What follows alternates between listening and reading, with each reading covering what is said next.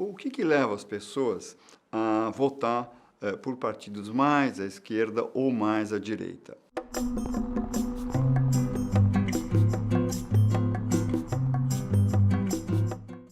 Há muitos fatores. Eu vou estar me referindo aqui não aos extremos, aos eleitores fanáticos de extrema direita, de extrema esquerda, mas à maioria dos eleitores, aqueles que têm uma simpatia maior, uma tendência a votar por partidos de centro-esquerda, mais socialista, social-democrata, ou os que preferem os partidos mais conservadores, mais tradicionalistas, um pouco mais à direita, cristãos-democratas, etc. Há vários motivos que levam as pessoas a fazer suas opções na hora do voto. Por exemplo, se o país está numa crise, a tendência dos eleitores é atribuir a crise ao governo de plantão.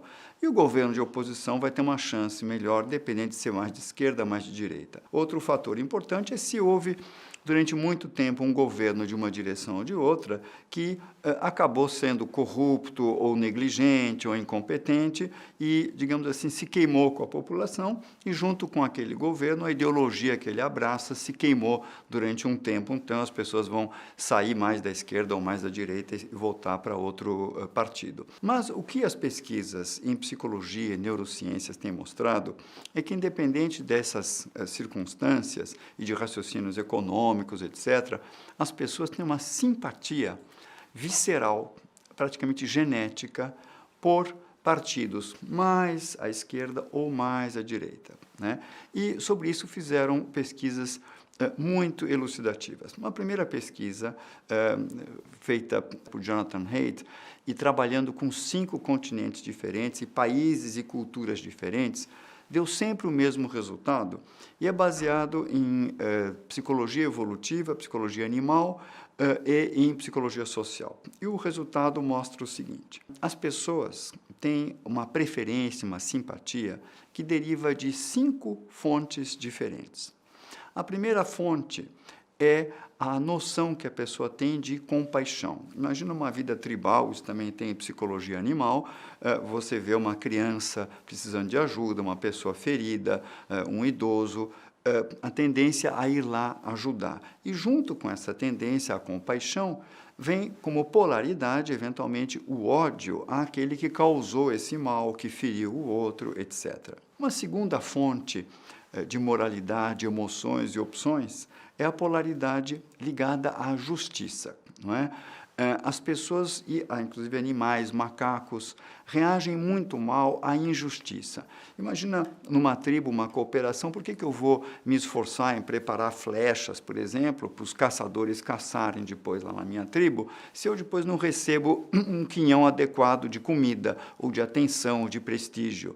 Então, vai diminuir minha vontade de cooperar.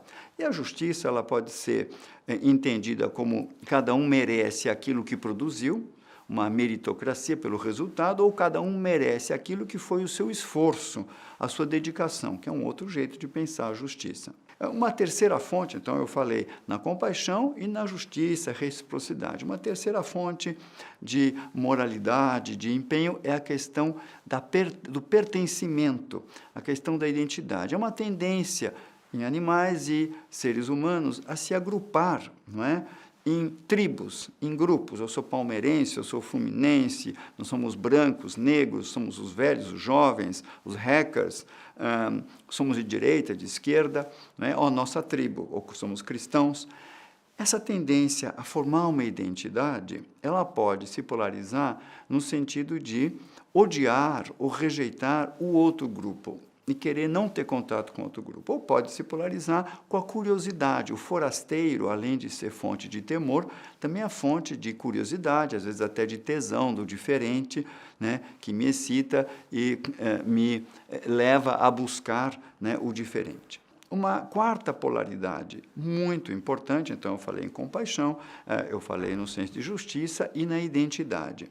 E nessas simpatias por esquerda e direita, as pesquisas mostram que uma quarta fonte importante é a questão da ordem, da autoridade, do respeito, né? Mesmo animais, novamente, tribos e sociedades contemporâneas precisam de algum grau de regras, de autoridade. Às vezes isso deriva para um culto, né, ao respeito e a hierarquia, isso pode ter diferentes incidências, e, ao mesmo tempo, isso polariza com a sensação de sufocamento, de impedir a sua liberdade, de você estar submetido a um outro que é mais que você, mas essa é uma fonte muito importante também nas opções que as pessoas depois farão. E a quinta e última se refere à virtude, à pureza, né?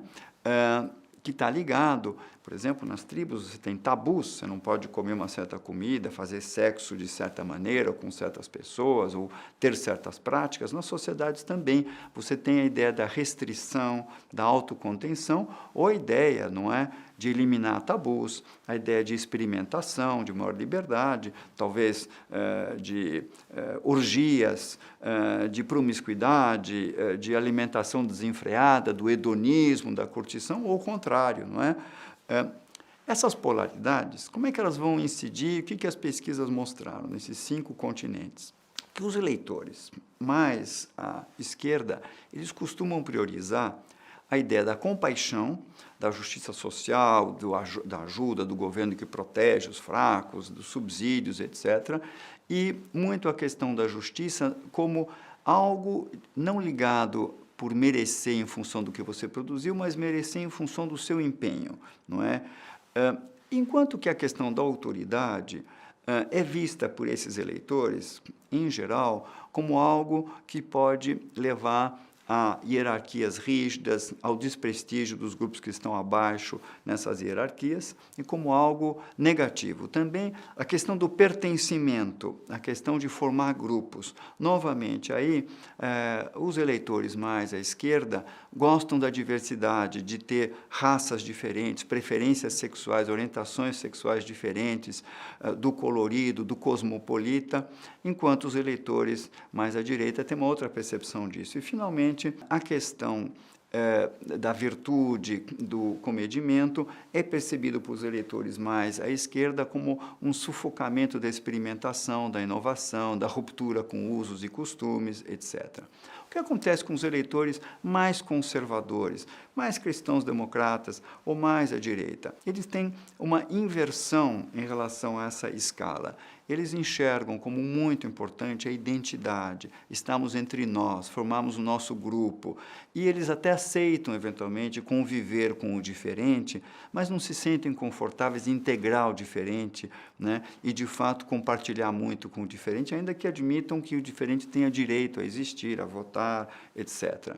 Né? E há uma tendência maior a enxergar o outro como algo que tem que ser excluído ou viver em paralelo. Às vezes isso deriva também no ódio ao outro, ao forasteiro. Uma outra questão é a importância que eles dão à autoridade, à organização, à regra, porque eles pensam que isso é uma grande conquista difícil, né, da cultura, de se escapar da anarquia, do desentendimento, de se organizar uma sociedade. E enxergam um grande valor nessa harmonia que se conquista com o ordenamento da sociedade.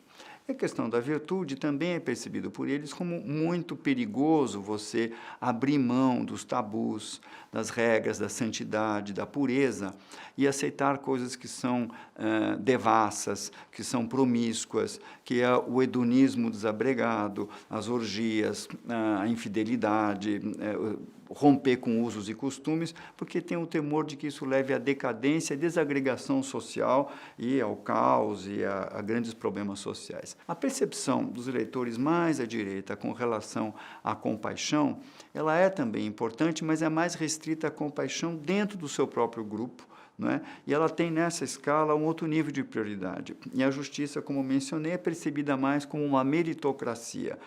Você receberá em função do que você contribuiu. Essas diferenças, elas foram testadas em vários continentes e depois foram cruzadas com outros testes. Tem o teste, por exemplo, do cachorrinho, em que você submete esses eleitores a opção. Você pode adotar um cachorro na sua família, que é um cachorro para ficar com crianças, um cachorro brincalhão, um cachorro que gosta de todo mundo, mas muito independente, não é?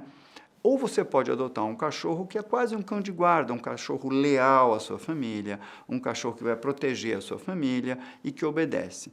Previsivelmente, os eleitores mais à esquerda na sua maioria, tem preferido o primeiro cãozinho, mais brincalhão, mas que vai com todo mundo, não protege coisa nenhuma.